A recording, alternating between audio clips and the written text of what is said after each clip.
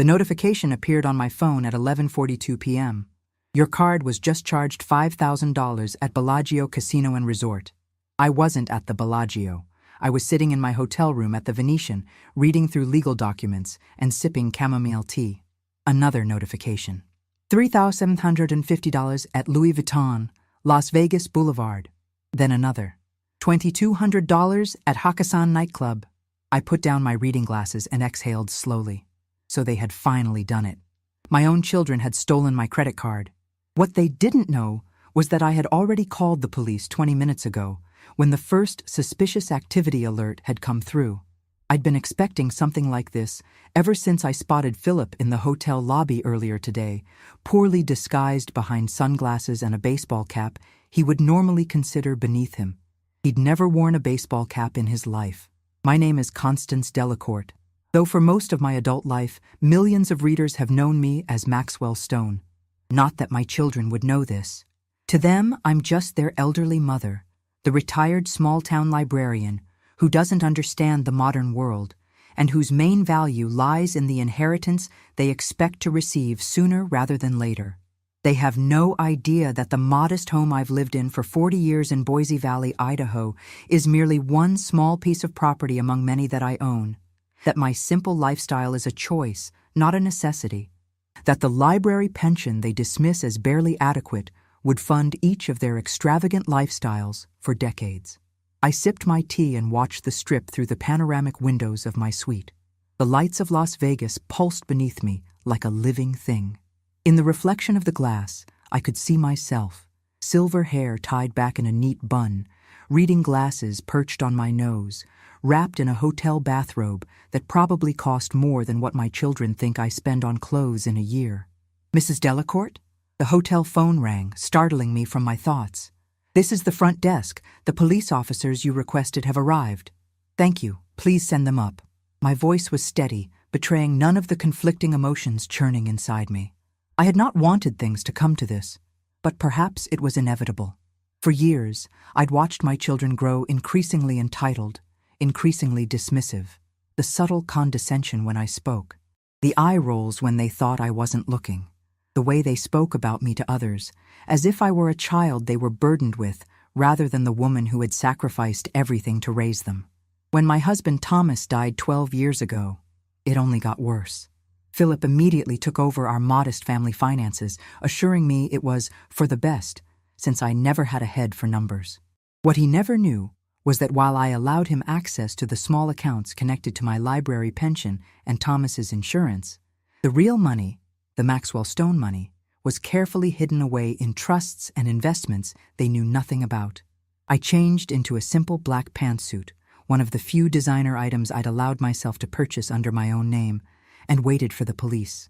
The door buzzer sounded just as my phone lit up with yet another charge notification. $7,200 at Caesar's Palace, high-limit room. The two officers looked exactly as I'd expected.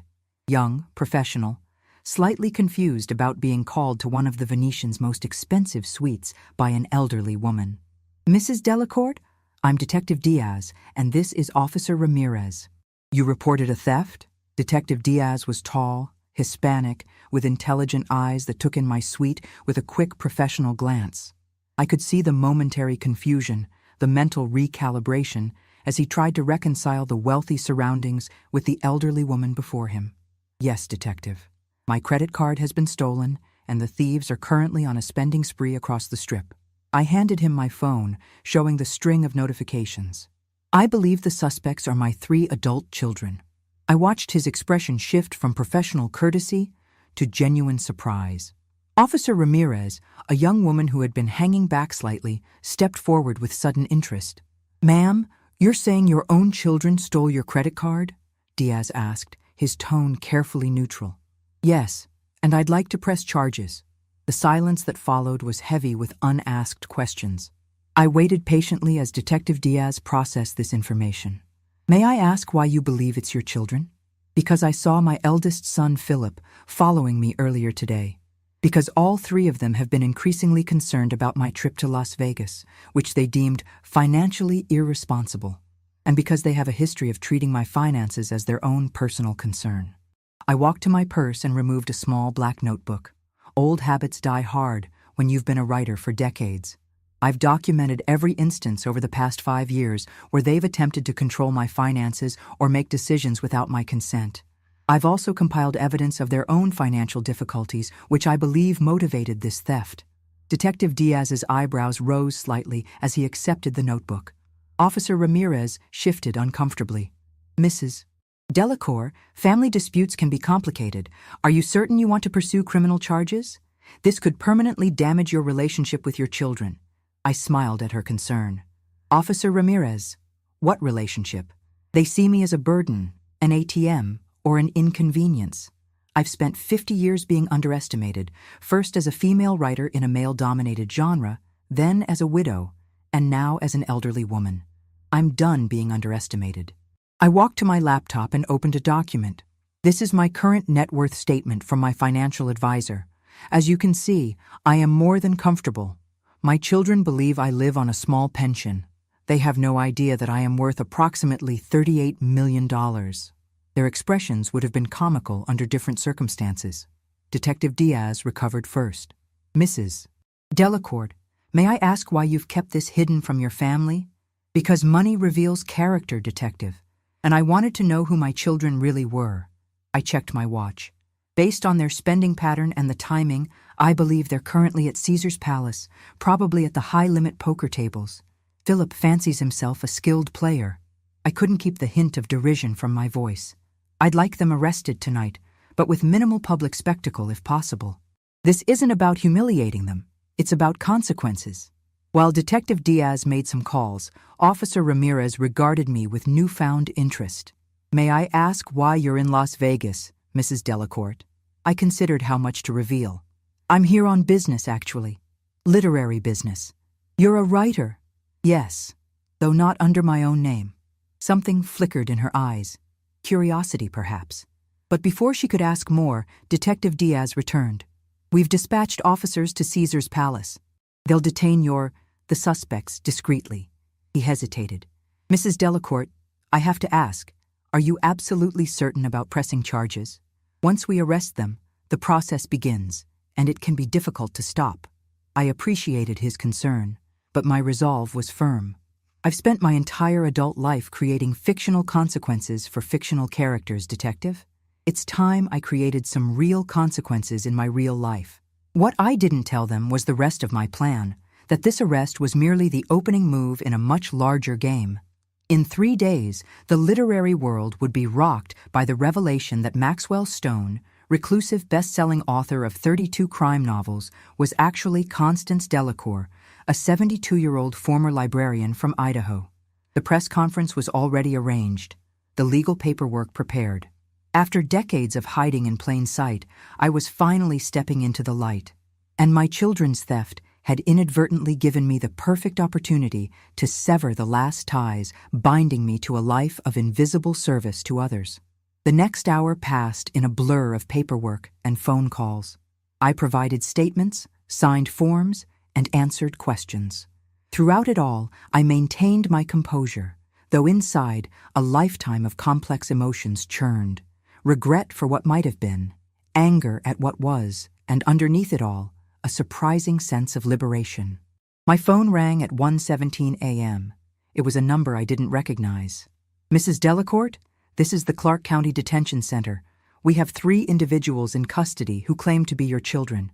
They're requesting that you come down to post bail. I closed my eyes briefly. Please inform them that I will not be posting bail tonight, or at all. There was a pause on the other end. Ma'am, they're quite insistent that there's been a mistake. No mistake, officer. They stole my credit card and charged over $20,000 without my permission. That's grand theft. I've provided statements to that effect to the arresting officers. Another pause. Yes, ma'am, I'll inform them.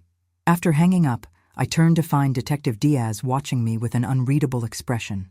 They thought you would bail them out, he observed. They've always expected me to clean up their messes, to prioritize their needs above my own, to forgive without consequence. I gazed out at the Vegas skyline. Not this time. Detective Diaz nodded slowly. We'll need you to come to the station tomorrow to provide a formal statement. The charges are serious. Credit card fraud, grand theft. They could be looking at significant jail time, especially if they have prior records. They don't. They've led privileged lives where their mistakes were always erased. By me, by their father when he was alive, by the safety net of family money. I turned back to him. That ends tonight. After the officers left, I sat alone in my suite, surrounded by luxury that would have shocked my children had they seen it. The woman they knew, the mother who shopped at discount stores and clipped coupons, who lived in a modest 3-bedroom house and drove a 10-year-old Honda, would never stay in a 1-200 per night suite at the Venetian. But that woman was a character I'd created, just like Maxwell Stone. A necessary fiction that had allowed me to observe unnoticed, to gather material for my books, and to protect my privacy in a small town where everyone knew everyone else's business. I thought back to the beginning, to how it all started.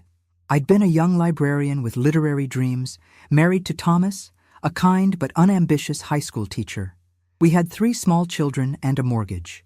Writing was my escape, my secret passion pursued in the early morning hours before the children woke and late at night after they went to bed. My first thriller, written under the pseudonym Maxwell Stone, had been an unexpected success. The advance for the second book was enough to pay off our mortgage, though I never told Thomas that. Instead, I kept writing, kept hiding, kept pretending that our comfortable middle-class life was the result of careful budgeting rather than best-selling royalties. It became easier to maintain the facade than to explain why I'd kept it secret for so long. And then it became a habit, and finally, an identity. The unassuming librarian who no one would ever suspect of writing the dark, psychologically complex thrillers that kept readers up at night. But I was tired of hiding, tired of being invisible, tired of watching my own children dismiss me as irrelevant. My phone buzzed with a text from Lena Kravitz, my former editor and the only person in Las Vegas who knew both versions of me. "Is it done?" I typed back, "Yes, they've been arrested." 3 dots appeared, then, "Are you okay?" Was I? I considered the question carefully. My children were in jail. I had engineered their arrest. In 3 days, I would reveal my secret identity to the world, upending not only my life, but theirs as well. The financial support they'd come to depend on, the loans that were never repaid, the gifts that were expected rather than appreciated, would end. They would have to face the consequences of their actions, perhaps for the first time in their lives. "I'm not okay," I replied honestly, "but I will be." I set down my phone and picked up the legal documents I'd been reviewing before all this began. The contract for the rights to my life story, the film option for my first novel, the paperwork establishing the Constance Delacour Literary Foundation that would eventually inherit most of my fortune. Tomorrow, I would visit my children in jail. I would look them in the eyes and tell them everything. About Maxwell Stone, about the money, about the press conference that would make headlines across the literary world. I would watch them process the realization that the mother they had dismissed for so long had been playing a role more successfully than they could have imagined. They would be angry. They would feel betrayed. They might never forgive me. But for the first time in decades, I would be seen. Not as a mother, not as a widow, not as an elderly woman to be patronized and controlled. As myself, as Constance Delacour, as the woman who had sold over 40 million books worldwide without anyone knowing her name. The lights of Las Vegas continued to pulse below, a city built on secrets and revelations, on fortunes won and lost. It seemed fitting that it would be here, in this temple to chance and risk, that I would finally stop playing it safe. I closed the legal documents, turned off the lights, and went to bed. Tomorrow would bring confrontation and pain, but also, finally, truth. And after a lifetime of writing fiction, the truth felt like the most dangerous, most exhilarating story of all. The Clark County Detention Center smelled like industrial cleaning products and desperation. I sat in the visitation room, back straight, hands folded neatly in my lap, waiting. The guard had informed me that my children were being processed for the meeting. I'd specifically requested to see all 3 at once. A confrontation, not a series of individual manipulations where each could try their particular brand of emotional leverage on me separately. Last night had been surprisingly peaceful. I'd slept better than I had in years, unburdened by the weight of decades of secrets. The morning brought clarity rather than doubt. I was on the right path, finally. The door buzzed open, and they filed in. Philip first, then Elaine, and finally Warren. All three wore identical orange jumpsuits, their faces masks of shock, anger, and confusion. Philip's carefully styled hair was disheveled. Elaine's makeup-free face made her look younger and more vulnerable than I'd seen her in years. Warren's usual academic smugness had been replaced by a pale, haunted expression. None of them would meet my eyes as they took their seats across the table. "Mother." Philip's voice was tight with controlled fury. "What the hell is going on? This is insane. You need to drop these charges immediately." Elaine leaned forward, her voice dropping to an urgent whisper. "Do you have any idea how embarrassing this is? They handcuffed us. In public. At Caesar's palace." Warren said nothing, just stared at the table, his jaw working.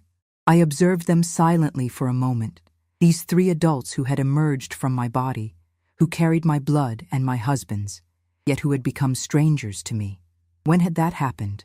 Not overnight, gradually, imperceptibly, like water carving a canyon through stone. One dismissive comment, one patronizing gesture at a time.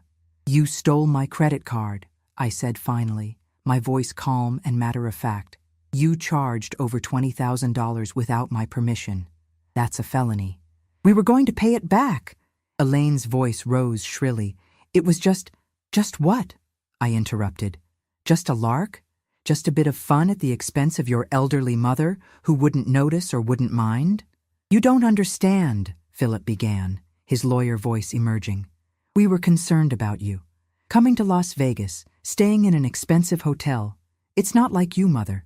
We thought you might be having cognitive issues." I smiled thinly. "So your solution to my supposed cognitive decline was to steal my credit card and spend thousands at casinos, nightclubs, and luxury stores. An interesting form of elder care." Warren finally spoke, his voice hoarse. "Drop the charges, Mom.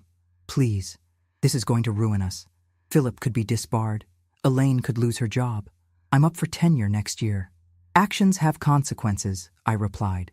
"Something I apparently failed to teach you adequately." Philip's face darkened. "Is this some kind of revenge? Because we suggested that assisted living facility last Christmas? Because we're concerned about you living alone?" "This isn't revenge, Philip. This is a reckoning." I opened my handbag and removed 3 slim folders, placing one in front of each of them. "Before we discuss the charges, there's something else we need to address." They stared at the folders suspiciously, none making a move to open them. "Inside, you'll find some information that may surprise you. For the past 50 years, I've been living a double life. The mother you know, the librarian, the widow, the supposedly financially struggling senior citizen, that's only half of who I am." Elaine rolled her eyes. "Mother, if this is some kind of dementia-induced fantasy..." "Open the folders," I cut her off, my tone leaving no room for argument. Reluctantly, they complied. Inside each was a printout of my Wikipedia page, not Constance Delacourt's, which didn't exist, but Maxwell Stone's. Alongside it were royalty statements, copyright registrations, and photographs, me with famous authors at private events, accepting awards through my publisher who had acted as my public face, standing outside my Manhattan apartment that none of them knew existed. The transformation of their expressions as they read would have been fascinating to observe under different circumstances. Shock, disbelief, confusion, and finally, as the evidence mounted, the dawning realization that it was all true. Warren, the literature professor, was the first to fully comprehend. His face had gone from pale to ashen as he stared at the list of titles, books he had taught in his contemporary American fiction courses, books he had analyzed and praised and assigned to countless students. "This isn't possible," he whispered. You're saying you're Maxwell Stone? The Maxwell Stone?" Philip and Elaine's heads snapped up at that, their eyes darting between their brother and me. "Who the hell is Maxwell Stone?" Philip demanded. Of course he wouldn't know. Philip hadn't read a novel since college, and even then only when forced. "Only one of the best-selling thriller authors of the past half-century," Warren answered, his academic tone momentarily overriding his shock. 30-some books, multiple film adaptations, Famously reclusive, no public appearances, no photographs, communicates only through his publisher. He looked back at me, eyes wide. It's not possible. It's not only possible, it's true, I replied simply. I wrote my first novel when Philip was in kindergarten. It was published when Elaine was in diapers. By the time Warren was born, I had 3 bestsellers and was supporting this family entirely on my writing income, though your father never knew that. Dad didn't know? Elaine's voice was faint. No one knew. That was the point of a pseudonym. Philip, ever the pragmatist, had gone straight to the royalty statements. His expression shifted from confusion to calculation as he scanned the numbers. These amounts, millions per year, for decades. He looked up sharply. Where is all this money? Of course, that would be his first question. Safely invested, far beyond your reach. Warren was still struggling to process. But the books, they're so dark. The violence, the psychological complexity. You're our mother. You made us cookies. You ran the library reading hour. I raised an eyebrow. And women, particularly mothers, can't understand darkness? Can't comprehend violence or psychological complexity? Perhaps that limited thinking explains why you've consistently underestimated me. How did you hide this? Elaine asked, genuine curiosity breaking through her shock. For 50 years. Discipline, compartmentalization, and the convenient assumption by everyone, including my own children, that a small-town librarian couldn't possibly be anything more than what she appeared to be. I let them sit with their disbelief for a moment before continuing. In 3 days, I'm holding a press conference here in Las Vegas. I'm going to reveal myself as Maxwell Stone to the world. My autobiography will be published next month. A documentary film crew is already working on my life story. The advance for the film rights to my first novel alone was $8 million. Philip's eyes widened at the figure. 8 mil. Which brings me back to the charges against you, I interrupted, unwilling to let the conversation devolve into a discussion of money. You're in serious legal trouble. Credit card fraud, grand theft, these are felonies. But I'm willing to make you a deal. Their attention snapped back to the immediate crisis, hope dawning on their faces. I'll drop the charges on one condition. You stay away from the press conference and the subsequent media coverage. You make no public claims about being my children or attempt to insert yourselves into my literary life in any way. You relinquish any expectation of financial support from me, now or in the future. In short, you let me live my remaining years on my own terms, without interference. Silence fell over the table as they absorbed my offer. Philip was the first to respond, his lawyer's mind already calculating angles. And if we refuse, then I will prosecute this case to the fullest extent of the law. And given my resources, I can assure you the prosecution will be thorough. I met his gaze steadily. You'd be surprised what I've learned about building a case after writing 32 crime novels. This is blackmail, Elaine whispered, her marketing executive poise crumbling. No, dear, this is negotiation, something I've become quite skilled at over decades in publishing. Warren finally looked me in the eyes, and I saw something there I hadn't expected. Not just shock or anger, but hurt, deep, genuine hurt. Why didn't you ever tell us? He asked softly. All these years, I've been teaching your books, analyzing them, sharing them with students. Did you sit at holiday dinners, listening to me pontificate about Maxwell Stone's themes and motifs and just laugh inside? The raw pain in his voice caught me off guard. For the first time since entering the detention center, I felt a twinge of doubt. I didn't laugh, Warren. Sometimes I wanted to tell you, to tell all of you. But the longer the secret continued, the harder it became to share. And then, I hesitated, the truth difficult to acknowledge even now. And then I saw how you viewed me, how you spoke to me, the way you dismissed my opinions, my intelligence, the way you made decisions for me as if I were a child. And I realized that the truth would no longer be received as a gift or a shared confidence. It would be received as a betrayal. So instead you're revealing it like this? As some kind of twisted punishment? Elaine's voice cracked with emotion. Not punishment, liberation. I straightened my shoulders. For all of us, you'll be free from the obligation of managing your supposedly financially insecure mother. I'll be free to live authentically for whatever time I have left. Philip had recovered his composure, his legal mind clearly working through the implications. These charges would ruin us, my practice, Elaine's career, Warren's academic standing. Yes, they would. And you'd do that to your own children? After everything we've done for you? I couldn't help the small, sad laugh that escaped me. What exactly have you done for me, Philip? Taken over my finances without permission? Discussed assisted living as if I weren't in the room? Treated my home as if it were already your inheritance? His face flushed with anger, but he had no response. The choice is yours, I continued. Accept my terms or face prosecution. Either way, our relationship as it has existed is over. Warren looked stricken. You'd cut us off completely? Your own children? I'm offering you a clean legal slate. What you do with it is up to you. If, after some time and reflection, you wish to rebuild a relationship based on mutual respect and honest communication, I would be open to that possibility. But the financial dependence, the condescension, the control, that ends today. The guard knocked on the door, signaling our time was nearly up. You have until tomorrow morning to decide, I said, gathering my handbag. I'll inform Detective Diaz of your decision. I stood, feeling oddly light despite the heaviness of the moment. 50 years of secrets, of hiding my accomplishments, of diminishing myself to fit into the box others had constructed for me. All of it was finally over. For what it's worth, I added softly, I've always been proud of each of you. Your accomplishments are your own. I never used my connections to help your careers, though I could have. Whatever you decide, that won't change. I turned to leave, but Elaine's voice stopped me. Mom, all those fancy private schools, college tuitions, the down payments on our first homes, was that all from your writing? I looked back at my only daughter, seeing a glimpse of the curious little girl who used to sit on my lap during story hour at the library. Yes? And Dad never knew? He thought his teacher's salary covered all that? Your father was a wonderful man who believed in miracles and exceptional budgeting skills. I let him believe what made him happy.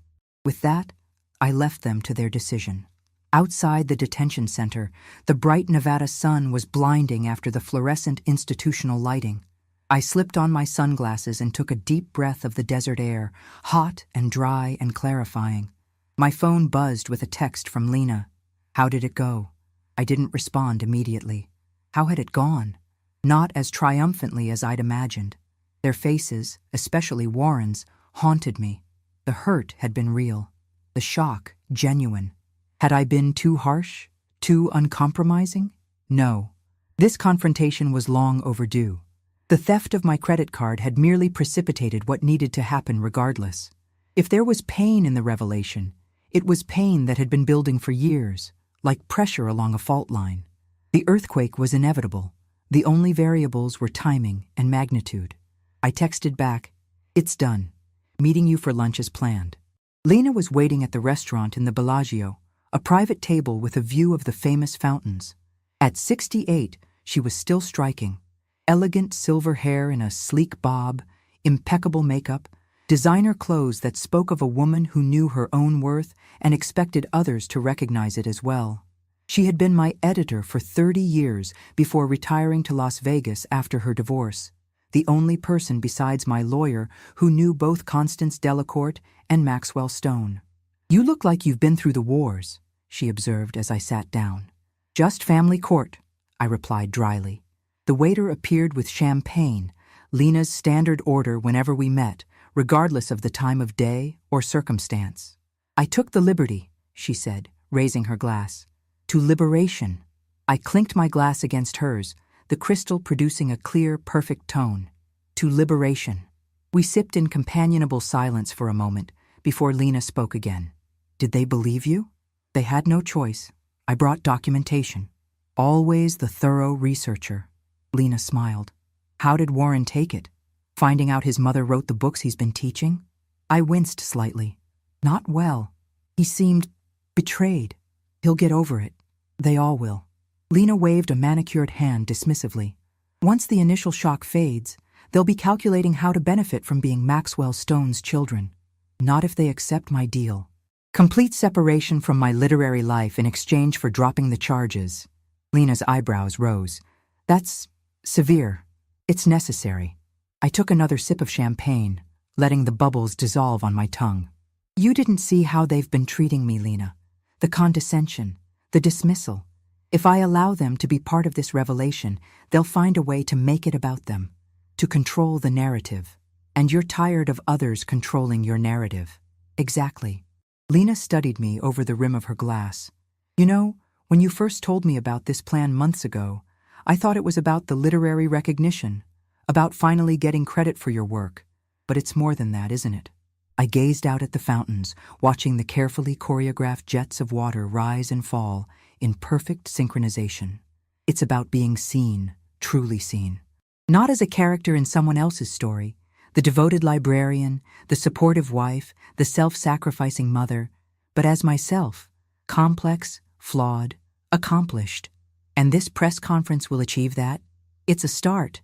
I turned back to her. The press conference, the autobiography, the documentary, they're all just external manifestations. The real work began last night when I called the police on my own children. Lena reached across the table and covered my hand with hers. For what it's worth, I think you're doing the right thing. It's past time the world knew Maxwell Stone's true identity. And it's past time you stopped shrinking yourself to make others comfortable. Even if it costs me my relationship with my children? If your relationship with your children can't survive them knowing who you really are, then it wasn't much of a relationship to begin with. The harsh truth of her words settled over me. She was right, of course. The relationship I'd had with my children for the past decade had been based on their assumptions about who I was. Assumptions I'd allowed to go unchallenged for too long. The lawyers are preparing for the press conference, I said, changing the subject. The publisher has already started the publicity machine. There's talk of a special edition box set of all the Stone novels with new introductions by me, revealing the inspirations and processes behind each book. The literary world is going to explode, Lena grinned. I can't wait to see Harlan Coben's face when he finds out he's been competing with a 70-something librarian from Idaho all these years. We both laughed at that, the tension of the morning temporarily broken. What will you do after? Lena asked. After the world knows? It was a question I'd been asking myself for months. Right, of course. But openly, as myself. Travel, perhaps. I've set my characters in dozens of countries I've never actually visited. It might be time to see them firsthand. And your home in Idaho? I'll keep it. It's still home despite everything. But I'll also spend time at my other properties. The Manhattan apartment, the cottage in Maine. I smiled slightly. Places my children don't know exist. Lena raised her glass again. To Constance Delacourt's next chapter. I raised mine in return. To living without hiding. As we finished our lunch, I felt a curious mixture of emotions. Regret for the pain I'd caused, resolve to see this through and underlying it all. A quiet excitement for the future that stretched before me. A future where, for the first time in 50 years, I could step fully into the light, claiming my work and my worth without apology or concealment. Whatever my children decided, whether they accepted my terms or fought the charges, I would move forward. The die was cast. The story was in motion. And after a lifetime of creating fictional plots, I was finally the author of my own. Detective Diaz called me at exactly 9 a.m. the following morning. I'd been awake since 5, sitting on my suite's balcony, watching the sun rise over the mountains surrounding Las Vegas. The city looked different in the early morning light, vulnerable, almost honest without its neon armor. Mrs. Delacourt, your children have accepted your terms, he said, without preamble. They've signed the agreement your lawyer drafted, and we're processing their release now. Thank you, Detective. My voice sounded steadier than I felt. If you don't mind my saying so, ma'am, this is one of the more unusual cases I've handled. Not many people would press charges against their own children, then arrange for their release with a legally binding agreement. Not many people have spent half a century living a double life, Detective. He chuckled softly. True enough. For what it's worth, I started reading one of your books last night. The Cartographer's Revenge. Couldn't put it down. My wife got annoyed when I kept the light on past midnight. The unexpected compliment warmed me. It's one of my personal favorites. Not commercially successful as some of the others, but I enjoyed writing it. Well, I'll be getting your autograph at the press conference. That is, if you don't mind. I'd be honored. After we hung up, I sat motionless, processing what had just happened. My children had accepted my terms. They would be released from jail. The charges would be dropped. Our relationship, at least as it had existed before, was over. It was what I wanted, what I had orchestrated, yet the finality of it settled like a weight on my chest. Liberation, it seemed, came with its own form of grief. My phone buzzed with a text from Lena. "Breakfast? The team wants to do a final run-through for the press conference." I texted back, "Meet you in an hour." The team had expanded considerably in the past few weeks. My longtime literary agent, Marcus, had flown in from New York. The publisher had sent their top publicity director. A documentary crew was capturing every moment for the film that would accompany my autobiography. My lawyer had brought 2 associates to handle the inevitable flood of legal matters that would follow the revelation. All these people buzzing around me focused on the Maxwell Stone revelation, as they called it. None of them, not even Lena, fully grasped that this wasn't just about a literary pseudonym being exposed. This was about a woman in her 70s finally claiming ownership of her life after decades of self-erasure. I changed into a simple but elegant navy blue dress, something the old Constance would never have worn, and headed downstairs. The team had commandeered a private dining room at the hotel restaurant. As I entered, the conversation immediately hushed, all eyes turning to me with that peculiar mixture of respect and expectation that had become familiar these past few weeks.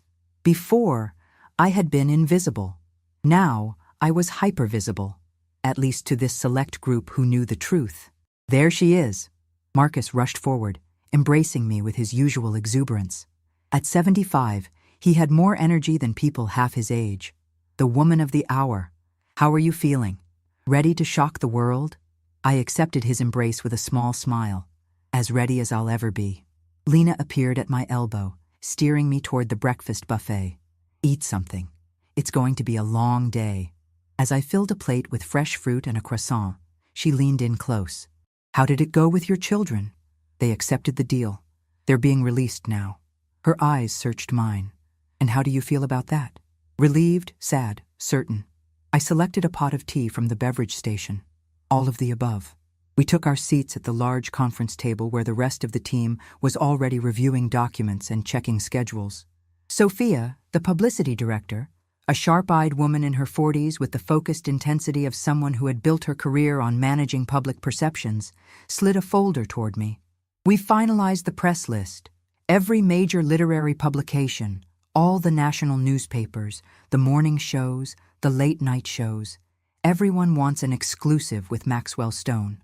With Constance Delacour," I corrected gently. She smiled, acknowledging the correction. "Of course. With Constance Delacour, the woman behind Maxwell Stone. The interest is unprecedented, especially given that there's never been a photograph of Maxwell published.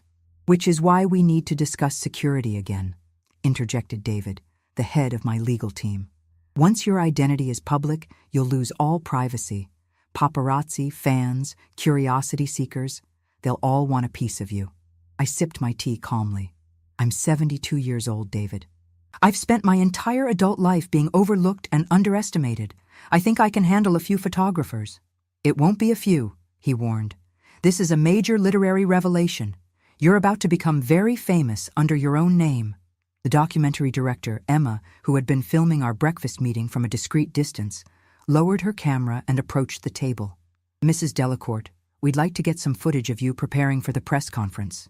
Maybe some reflective moments in your suite, looking over your earlier works, that sort of thing."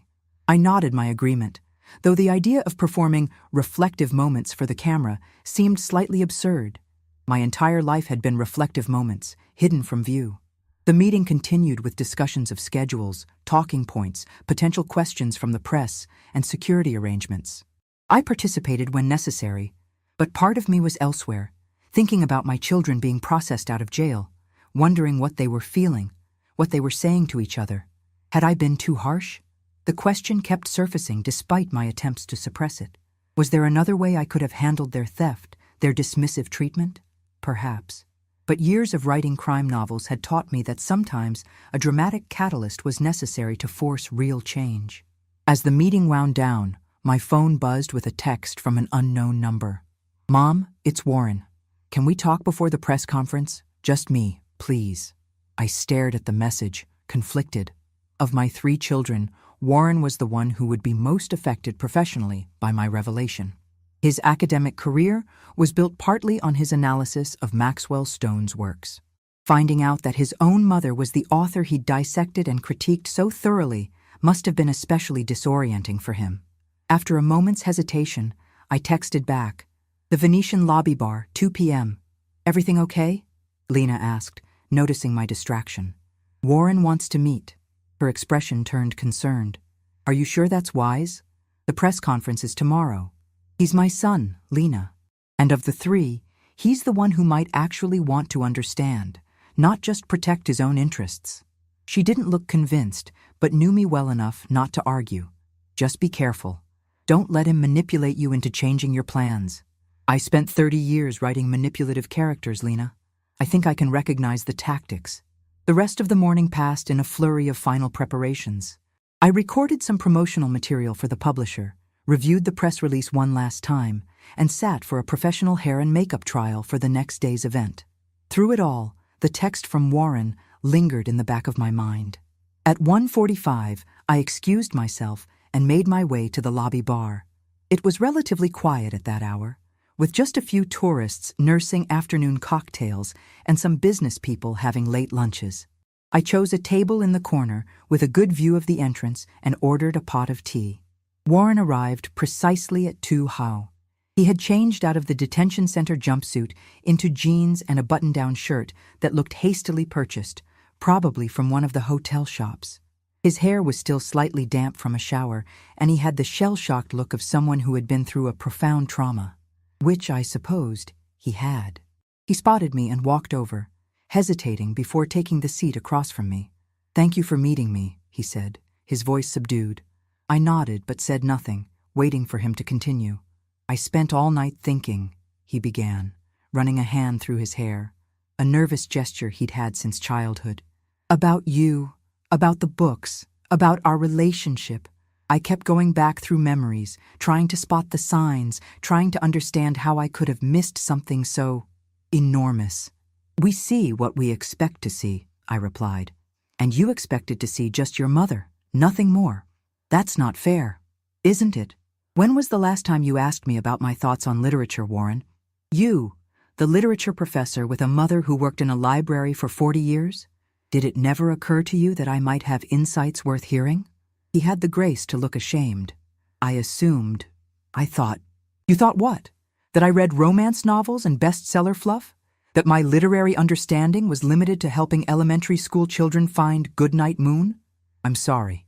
The words came out small, genuine. I softened slightly. "Why did you want to meet, Warren?" He took a deep breath. "2 reasons. First, I need to understand why. Why the pseudonym? Why the secrecy? Why you never told us? And second, I need to know if you meant what you said about cutting us off completely." The server arrived with my tea, and Warren ordered a coffee. I used the interruption to collect my thoughts. I started writing under a pseudonym because in the 1970s, a woman writing graphic crime thrillers wouldn't have been taken seriously. By the time attitudes changed, Maxwell Stone was established, successful. Revealing myself would have been commercially risky. I poured my tea methodically. "As for why I never told you and your siblings, at first, it was to protect you. Children aren't known for keeping secrets. Then, as you grew older, it became more complicated." "Complicated how?" I met his eyes directly. "Your father believed he was the provider for this family. His identity, his sense of worth, was tied to that role. How could I tell him that his teacher's salary was a fraction of what I earned? That the house, the cars, your education, all of it came from my writing? But after Dad died, after Thomas died, you 3 stepped immediately into the role of managing me, as if I were incapable. Philip took over the finances. Elaine started making decisions about my home, my social life, and you, Warren, began treating my opinions as quaint, outdated, irrelevant." He flinched at that. "We were trying to help. Were you? Or were you establishing control? Did any of you ever ask what I wanted, what I needed?" The coffee arrived, and Warren stirred it absently, not drinking. "I still don't understand why you're doing this so publicly. The press conference, the documentary. Why not just tell us privately? Because it's not just about you, or even about me. It's about all the women who've been invisible, underestimated, dismissed. It's about challenging the assumptions people make based on age, gender, appearance. I sipped my tea. And yes, it's also about finally receiving recognition for my work under my own name. Warren was quiet for a long moment, absorbing this. And the second question? About cutting us off? I meant what I said about the financial support ending. That's non-negotiable. You're all successful adults with careers. You don't need my money. And emotionally, are we still your children? The vulnerability in his voice caught me off guard. Beneath the academic exterior, the literary snobbishness, the condescension, was still the little boy who had sat on my lap while I read him stories, who had looked to me for comfort when he skinned his knees, who had beamed with pride when I attended his college graduation. Warren, I will always be your mother. Nothing changes that. But our relationship needs to change. It needs to be based on who I really am, not who you've assumed I am. I set down my teacup carefully. I won't tolerate being patronized or managed anymore. He nodded slowly. And Philip and Elaine? They're not handling this well. I imagine not. Philip has built his identity around being the financial authority in the family. Elaine has always needed to feel superior to me in some way. Learning that I'm not who they thought I was threatens the dynamic they've created. They're angry, hurt, confused. Warren hesitated. They're talking about contesting the agreement, claiming you coerced them while they were under duress. I had expected as much. The agreement will hold. It was properly executed with legal counsel present. But their reaction tells me everything I need to know about their priorities. And what about my priority? I'm sitting here, aren't I? Trying to understand. For the first time, I reached across the table and took his hand. Yes, you are. That's a start. He squeezed my hand briefly before letting go. I've been thinking about my dissertation. It was on Maxwell Stone's use of unreliable narrators and hidden identities in postmodern crime fiction. His laugh was hollow. The irony is almost too perfect. You were always the most perceptive of my children. Your analysis of the Stone novels was insightful, even if you didn't know the author's true identity. Did you ever incorporate us into your books? I smiled slightly. Here and there. Detective Harlow, in Midnight Testimony, shares your tendency to overthink everything. The prosecutor in Blind Verdict has Philip's courtroom swagger. The gallery owner in The Forger's Apprentice has Elaine's eye for presentation. Warren shook his head in wonderment. All these years, reading your books, analyzing them, never knowing. He looked up suddenly. Will you continue to write as Maxwell Stone? The next novel comes out in 6 months. It will be published under both names, Maxwell Stone and Constance Delacourt. After that, just my own name. And the press conference tomorrow? It's definitely happening? Yes, at 10 a.m. in the hotel's main ballroom. It's been planned for months, Warren. The publisher has invested heavily in the revelation. The documentary crew has been filming for weeks. It's happening. He nodded, resigned. And we're not to attend or speak to the press. That was the agreement, yes. What should I tell my department? My students? They'll know soon enough that Maxwell Stone is my mother. I hadn't considered this specific aspect of his professional dilemma. Tell them the truth. That you didn't know. That you're processing this revelation like everyone else. Academics love a good literary mystery. This will probably enhance your reputation if you handle it thoughtfully. Warren managed a small smile at that. Always the strategist. I've spent 50 years plotting intricate crime novels, dear. Strategy comes naturally. We sat in silence for a moment, the weight of decades of misunderstanding and missed connections between us. I should go, Warren finally said. Philip and Elaine are waiting at their hotel. We're flying back tonight. So soon? None of us particularly wants to be in Las Vegas when the news breaks tomorrow. He stood, then hesitated. For what it's worth, I am proud of you. Shocked and a bit hurt, but proud. What you've accomplished, it's extraordinary. Something tight in my chest loosened slightly at his words. Thank you, Warren. Would it be okay if I called you? After the dust settles a bit? I'd like that. He nodded, turned to leave, then stopped and looked back. I never asked. With all your success, with all the money you must have made, why did you stay? In that small house in Idaho, working at the library, you could have lived anywhere, done anything. It was the question at the heart of everything, the one I'd asked myself countless times over the decades. Because it was home, I said simply. Because I loved the library and the community, because I could observe life there without being observed myself, which is essential for a writer, and because I paused, finding the deeper truth. Because I needed one place where I was just Constance, not Maxwell. One life that was simple, grounded in the everyday, connected to real people. Warren considered this for a moment, then nodded, as if something finally made sense to him. Goodbye, Mom. Good luck tomorrow. Goodbye, Warren. I watched him walk away, his shoulders straighter than when he'd arrived. Of my 3 children, he was the one who might eventually understand what I had done and why.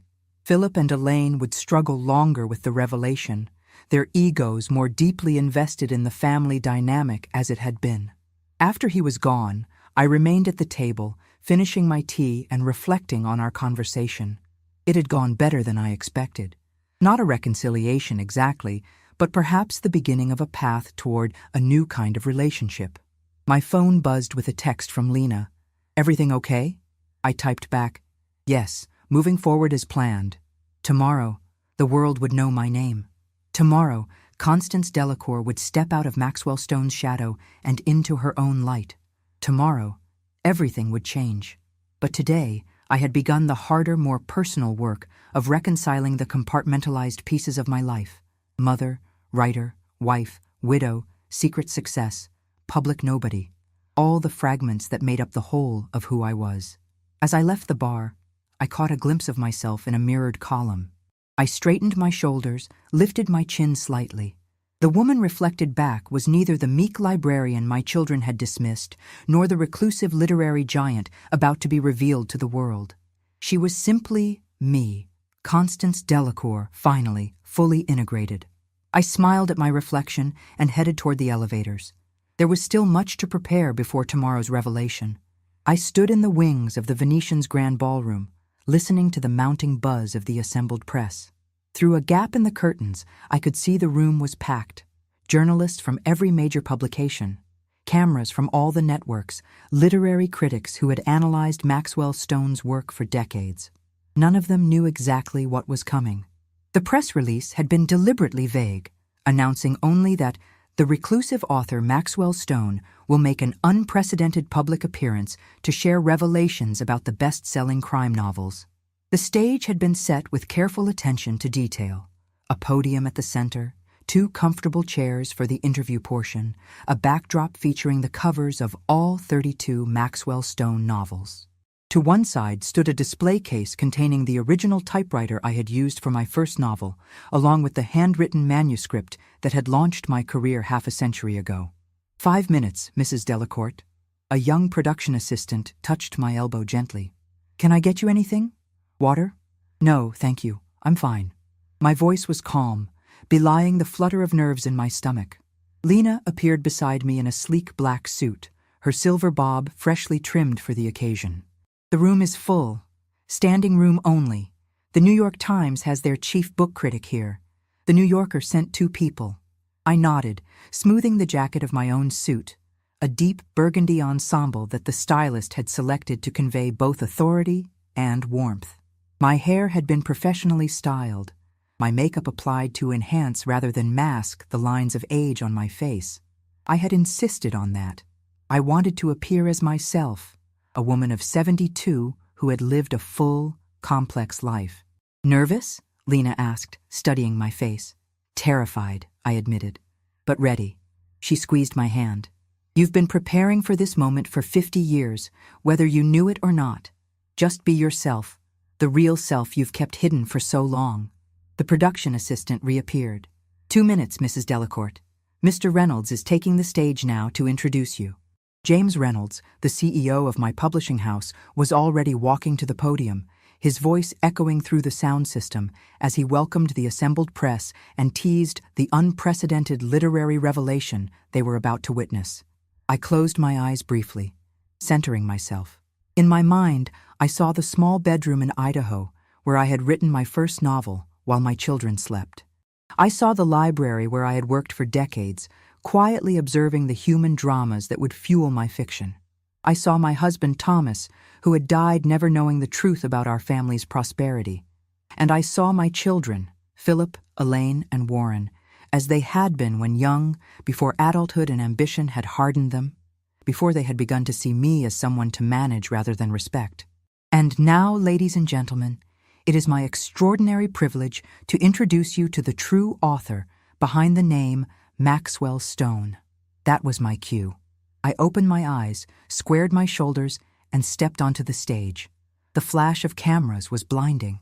The collective gasp from the audience was audible as a woman in her 70s, not the mysterious male author they had imagined, walked confidently to the podium. I could see the confusion on their faces, the rapid recalibration of expectations, followed by the dawning realization that they were witnessing a moment of literary history. "Good morning," I began, my voice steady in the microphone. "My name is Constance Delacour. For the past 50 years, I have written 32 novels, sold over 40 million books worldwide, and seen my work translated into 47 languages, all under the name Maxwell Stone." Another wave of camera flashes. The room had gone completely silent. I began writing in 1974, as a young mother of 3 in a small town in Idaho. I chose a male pseudonym because, at that time, women weren't taken seriously in the crime genre. By the time attitudes changed, Maxwell Stone had become an established brand, and revealing my identity seemed unnecessary and potentially risky. I paused, looking out at the sea of faces staring back at me with rapt attention. But I stand before you today because I'm 72 years old, and I've come to realize that visibility matters, recognition matters, truth matters. For the next 20 minutes, I spoke about my journey, how I balanced writing with motherhood and my job as a small-town librarian, how I drew inspiration from the people I observed, how I kept my secret from everyone, including my family. I explained how the death of my husband had been a turning point, making me reevaluate the compartmentalization of my life, though it had taken another decade for me to make the decision to reveal myself. Throughout my speech, I was acutely aware of the cameras broadcasting this moment around the world. Somewhere my children would be watching. Somewhere, readers who had devoured Maxwell Stone's dark, complex thrillers were learning that their literary hero was an elderly librarian from the American West. Somewhere, aspiring writers were perhaps finding inspiration in my story of persistence and late-life revelation. After my prepared remarks, James Reynolds joined me in the 2 chairs at center stage for the interview portion. "Mrs. Delacour, or should I call you Ms. Stone?" he began with a smile. "Constance is fine," I replied, surprising myself with the informality. But it felt right. After decades of formality and distance, of hiding behind titles and pseudonyms, the simplicity of my given name was refreshing. "Constance, the literary world is reeling from this revelation. Your books have been studied in universities, adapted into films, analyzed by critics, all under the assumption that they were written by a man. How do you feel about that?" "I have complex feelings about it," I admitted. On one hand, there's a certain satisfaction in knowing that my work was judged on its merits, not influenced by assumptions about my gender, age, or background. On the other hand, I regret the years spent hiding, the missed opportunities to connect with readers as myself. Your books often feature themes of hidden identities, secret lives, people who aren't what they appear to be. Were you consciously drawing from your own experience? I smiled at that. Writers always draw from their own experience, though usually not so literally. Yes, the theme of duality runs through my work because it ran through my life. I was always navigating between these 2 identities, the small-town librarian and mother, and the best-selling author of dark psychological thrillers. The questions continued, about my writing process, about specific books, about the films and television adaptations of my work.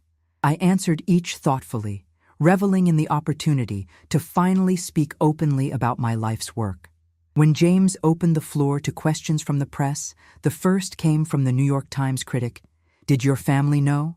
And how have they reacted to this revelation?" I had anticipated this question, of course. My response was carefully measured. My family has just learned the truth. and they're processing it in their own ways. I kept this secret even from them, partly to protect their father's sense of identity as the family provider, and partly because the longer the secret continued, the harder it became to reveal. I did not mention the credit card theft, the arrest, the agreement we had reached. Those were private matters, not fodder for public consumption. Another reporter stood. You mentioned that you worked as a librarian throughout your writing career, despite your considerable success. Why maintain that job when you clearly didn't need the income? The library was my anchor to the real world, I explained. Writing can be a solitary, insular profession.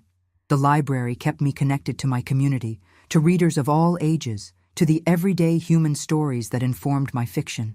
And frankly, it was the perfect cover. Who would suspect the helpful librarian recommending bedtime stories to children of secretly writing graphic crime thrillers? This elicited appreciative laughter from the audience. The questions continued for another hour. Thoughtful, probing, occasionally impertinent. I answered each with honesty and as much grace as I could muster, though by the end, my energy was flagging. I had forgotten what it was like to be so intensely present, so completely visible after decades of deliberate invisibility. Finally, James stepped in to wrap up the press conference. Ladies and gentlemen, we have time for one last question. The final question came from a young woman at the back of the room. Ms. Delacour, what would you say to other women, particularly older women, who might be hiding their light, diminishing their accomplishments, or letting others define them? The question caught me off guard with its directness, its underlying empathy. I took a moment before answering. I would say that it's never too late to reclaim your narrative, never too late to step into the light, never too late to insist on being seen for who you truly are. I leaned slightly toward the microphone, wanting to ensure my words carried clearly.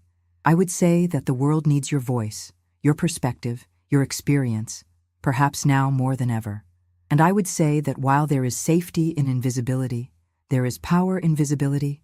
Choose power. With that, the formal press conference concluded, though I remained on stage for another half hour, signing books and speaking briefly with various journalists. The energy in the room was electric, a sense that something significant had occurred, a cultural moment that transcended the usual literary publicity event. By the time I was escorted back to the wings, I was exhausted, but exhilarated. Lena was waiting for me, along with Marcus and the publicity team, all of them beaming with the success of the event. You were magnificent, Lena said, embracing me. Absolutely magnificent. Marcus was already checking his phone. The initial coverage is pouring in. The New York Times has already posted a breaking news story. Our Maxwell Stone revealed is trending on Twitter. Your publisher's website has crashed from the traffic. I nodded, acknowledging their excitement, but feeling strangely detached from it. After decades of separation between my writing life and my personal life, this sudden merging of worlds was disorienting. I need a moment, I said, stepping away from the celebratory group. I found a quiet corner and checked my own phone. Among the flood of notifications was a single text message from Warren. You were amazing, proud to be your son. No word from Philip or Elaine, but I hadn't expected any. They would need more time, perhaps years, to reconcile themselves to who I really was, to rebuild relationships based on reality rather than their comfortable assumptions. As I was putting my phone away, Detective Diaz appeared, looking slightly out of place among the literary and media professionals. Mrs. Delacour, he greeted me with a respectful nod. I just wanted to congratulate you. That was quite a revelation. Thank you for coming, Detective. I finished your book last night, The Cartographer's Revenge. I'm looking at you differently now. I keep seeing traces of the author in the librarian, now that I know to look for them. We all contain multitudes, Detective, even when others fail to see them. He smiled at that. Well, I just wanted to let you know that the case involving your children has been officially closed. The charges have been dropped as agreed. Thank you for handling it with discretion. Of course. He hesitated. For what it's worth, I think you did the right thing. Sometimes people need a wake-up call to see what's been in front of them all along. After he left, I rejoined Lena and the team for the private luncheon that had been arranged. Throughout the meal, my phone continued to buzz with notifications, interview requests, congratulatory messages from other authors, emails from my publisher, about the surge in book sales that was already occurring. "What happens now?" I asked Lena quietly as dessert was being served. "Now? Now the world gets to know Constance Delacour. The autobiography publishes next month. The documentary will be released in the fall. There's talk of a limited series based on your life story." She studied my face. "Having second thoughts?" "Not second thoughts. Just adjusting. For 50 years I've lived in the shadows by choice. Now I'll be in the spotlight whether I choose it or not." "You can still control the narrative, Connie. That's what you've always done best, as a writer and as a woman navigating a world that tried to make you small." She was right, of course. This revelation wasn't the end of my story. It was merely the beginning of a new chapter. I could shape what came next, decide how much to reveal, how much to keep private, how to use this newfound platform. The remainder of the day passed in a blur of activity. A formal photo shoot for the cover of my autobiography, more interviews, a private dinner with key figures from the literary world who had flown in for the revelation. By the time I returned to my suite that evening, I was thoroughly depleted, yet oddly energized. I kicked off my shoes and went to the window, gazing out at the Las Vegas Strip glittering beneath me. The city seemed an apt metaphor for my life at this moment, bright, exposed, simultaneously authentic and artificial, a place where reinvention was not only possible, but celebrated. My phone rang, a FaceTime call from my grandson Tyler, Warren's 19-year-old son who was in his second year at UCLA. I answered, curious and slightly apprehensive. I hadn't spoken to any of my grandchildren since the revelation. Tyler's face appeared on the screen, his expression a mixture of shock and admiration. "Grandma? Holy shit. Sorry, but holy shit, you're Maxwell Stone? My crime fiction professor literally assigned one of your books this semester." I couldn't help laughing at his bewilderment. "Hello, Tyler. Yes, it's true. But you're just Grandma. You make apple pie and send me birthday checks and have a cat named Muffin." "I contain multitudes," I said, echoing what I'd told Detective Diaz. "And so do you, Tyler. So does everyone. This is wild. My roommate doesn't believe me that Maxwell Stone is my grandmother. All of my friends are freaking out." He hesitated. "Dad said there was some family drama happening, but he didn't explain. Are you okay?" "I'm fine, Tyler. Better than I've been in years. Your father and I are working things out. The rest will take time." We chatted for a few more minutes before he had to run to class, promising to call again soon. After we hung up, I felt a renewed sense of hope. If my grandchildren could adapt to the truth so readily, perhaps there was hope for my children as well. A knock at the door interrupted my thoughts. When I opened it, a hotel staff member stood there with a stunning arrangement of white lilies. "Delivery for Miss Delacour," he said, handing me the vase. I thanked him and carried the flowers to the coffee table, opening the small card tucked among the blooms. It read simply, "To Constance Delacour, finally claiming her rightful place in literary history. With admiration, Stephen King." I sank onto the sofa, overwhelmed by the gesture from an author I had long admired from afar, but never met. This was the beginning of a new phase of my life, one where I would interact with colleagues as peers, receive public recognition for my work, navigate the complex terrain of fame after decades of anonymity. It wouldn't be easy. There would be critics who would revisit my work with gendered lenses, looking for reasons to diminish my accomplishments now that they knew a woman had written the books. There would be invasive questions about my personal life, my children, my reasons for hiding for so long. There would be the inevitable backlash that accompanies any woman who claims her power, especially an older woman who refuses to fade quietly into the background. But there would also be this: moments of connection, of recognition, of being truly seen after a lifetime of hiding in plain sight. There would be young women writers who might find inspiration in my story. There would be readers who would discover or rediscover my books with fresh perspectives. There would be opportunities to finally speak my truth, to integrate the compartmentalized pieces of my identity into a whole, authentic self. I moved to the desk and opened my laptop. The document that appeared on the screen was the first chapter of a new novel, not a Maxwell Stone thriller, but something different, something written in my own voice as Constance Delacour. I had begun it months ago, in preparation for this moment, when I would no longer need to write as someone else. My fingers hovered over the keys, then began to type.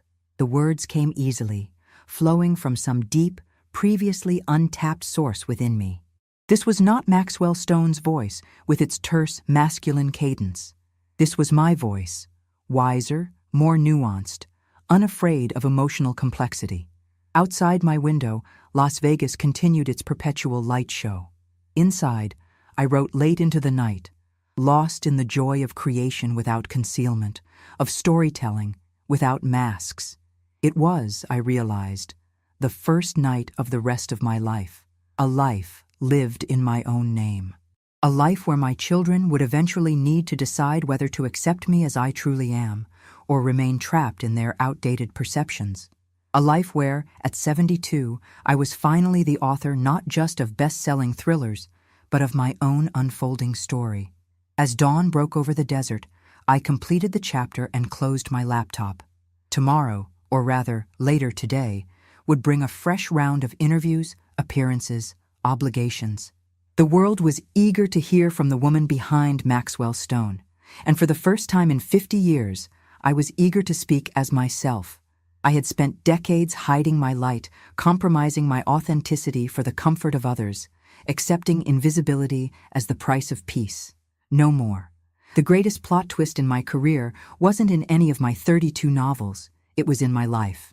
And unlike my books, where I carefully crafted every turn of events, the next chapters of my actual story remained gloriously, terrifyingly unwritten. If you found my story moving, please hit that subscribe button and join me for more real-life family dramas that will keep you on the edge of your seat.